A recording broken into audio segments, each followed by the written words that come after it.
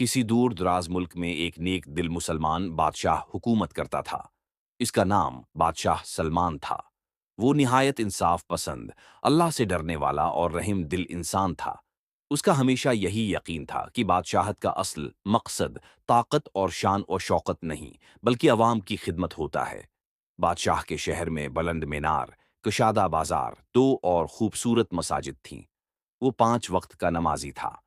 हर जुम्हा के दिन नमाज के बाद वो लोगों की इमदाद करता और अल्लाह ताली के हुजूर रो रो ये दुआ हमेशा करता, या अल्लाह, मुझे ऐसा हिक्मरान बना कि मैं अपनी राया के लिए अच्छा बन जाऊं, उनकी हर परेशानी हल कर सकूं।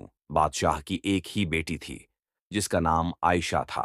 शहजादी आयशा सादा लबास, शलवार कमीज पहनती, सिर पर सफ़ीद दोपटा लेती, सादा जिंदगी गुजारती और हमेशा अदब व हया का लिबास अख्तियार करती।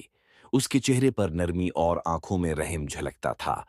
वो गरीबों से मोहब्बत करती, उनकी फरियादें सुनती, उनकी परेशानी दूर करने की कोशिश करती। बादशाह ने आयशा को बचपन ही से ये नसीहत की थी, बेटा, अल्लाह को वही बादशाह सबसे ज्यादा पसंद है जो अपनी ताकत कमजोरों की मदद के लिए इस्तेमाल करे।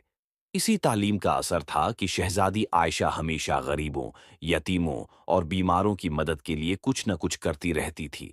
ऐसे ही दिन गुजर रहे थे कि एक दिन शहजादी ने अपने वालिद से कहा, अब्बाजान, अगर हम शहर को सिर्फ महल से देखें तो हमें अवाम की असल हालत का अंदाजा नहीं होता। क्या हम आम लोगों की तरह शहर का दौरा कर सकते हैं ताकि हमें लोगों की जिंदगी की जरूरियात पता चल सकें? वो कैसे गुजारा कर रहे हैं, उन्हें क्या कमी है? बादशाह को बेटी की ये बात बहुत पसंद आई।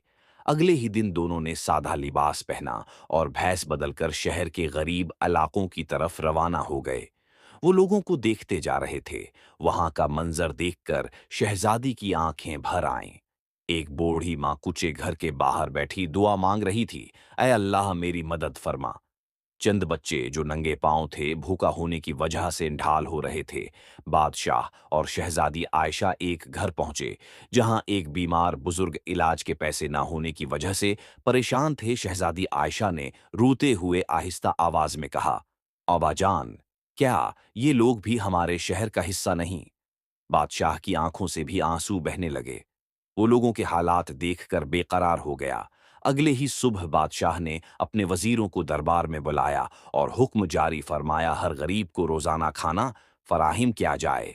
बीमारों के लिए मफ्त दवाखाने कायम किए जाएं। बच्चों के लिए मफ्त तालीम का बंदोबस्त किया जाए। शाही फरमान पर फौरन अमल किया गया। गरीबों को मफ्त खाना, मफ्त दवाएं दी जाने लगें। शहजादी आयशा खुद बच्चों बड़ों में खाना तकसीम करती, सिपाहियों के साथ घर घर राशन दे के आती, बच्चों दो के सिरों पर प्यार से हाथ फेरती और उन्हें तालीम की अहमियत समझाती। एक नन्ही सी बच्ची ने आयशा से पूछा, आपी, क्या आप रोज यहां आया करेंगी? शहजादी मुस्कुराई और बोली, जब तक तुम मुस्कुराना नहीं सीख जाते, मैं आती रहूंगी।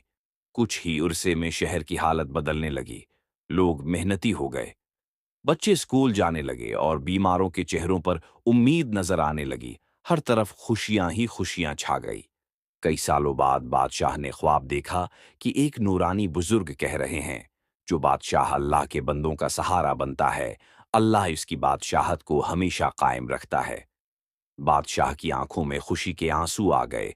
बादशाह ने आंख खुलते ही अल्लाह का शुक्र अदा किया और मजीद खिदमत का अज़्म किया। अगले दिन दरबार सजा हुआ था। बादशाह ने ऐलान किया, आज से हमारी बादशाहत का कानून ये होगा कि कोई भूखा नहीं सोएगा, कोई बेइलाज नहीं रहेगा और कोई बेतालीम नहीं होगा। शहजादी आयशा अपने वालिद के साथ खड़ी मुस्करा रही थी। अवाम समझ चुके थे कि असल तीन बादशाहत महलों में नहीं, बल्कि दिलों में होती है। सब्क, रहीम और इंसाफ ही असल ताकत हैं। गरीबों की मदद अल्लाह की रिजा का जरिया है। सच्चा हिक्मरान वही है जो अपनी राया को अपना खानदान समझे।